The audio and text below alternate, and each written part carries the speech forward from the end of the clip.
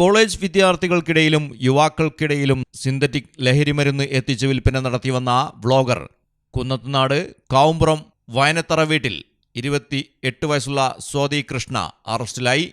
മറ്റൂരിൽ വെച്ച് എക്സൈസ് സംഘം പിടികൂടുമ്പോൾ 2.781 gram MDMA, 20 gram കഞ്ചാവ് എന്നിവയാണ് ഇവരുടെ കൈവശമുണ്ടായിരുന്നത്. ഇവർ എക്സൈസിന്റെ നിരീക്ഷണത്തിലായിരുന്നു. Inspector Sijo Varghese, preventive officer TV Johnson, civil excise officer Ranjith R Nair, വനിതാ civil excise officer KM Thasiya, driver Sajeesh എന്നിവരാണ് പരിശോധന സംഘത്തിലുണ്ടായിരുന്നത്. Malayalam television, Thrissur.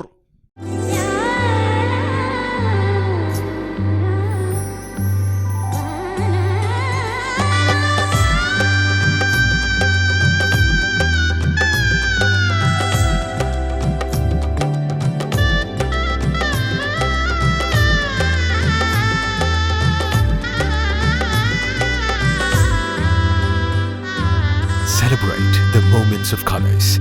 KMT Silks, Perindalmanda, Kottakkal.